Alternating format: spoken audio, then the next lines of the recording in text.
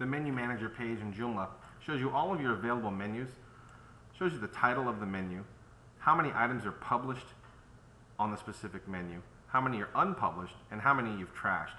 It also tells you which modules are linked to this specific menu, so you know where these menu items show up and on what specific pages. On this page as well, we can create a new menu by clicking New. We want to give the menu a title, and again, use the rollovers to give you instructions on these as well. The menu title can be New Menu. The menu type can be Home, To, and a quick description of it, and simply hit Save and Close. And now we have a new menu with no menu items down here at the bottom that we can begin to work on. We can edit an existing menu by ticking the box and clicking Edit. We can also edit the characteristics of a menu, but as in renaming it, by simply clicking on the menu itself. This brings us actually to the menu items for that menu.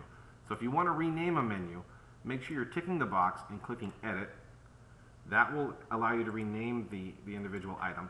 When you click on the item itself, it will take you to the menu items for that specific menu. On this page here as well, we've got an ID, and then we've got some options. We can obviously select something and delete it and rebuild. Again, the rebuild button is for in case something becomes corrupted, it will rebuild the database tables. On the options tab, we largely have page display options and permissions. So by default, it pushes us to the menu configuration. It pushes us to the the permissions tab, where we can then change the permissions for the individual groups and how they can interact with this component, basically. So we're not going to do anything there right now. You've got a Help button. You can click Help, and it will give you a pop-up window that explains everything that's on this page in written text and screenshots.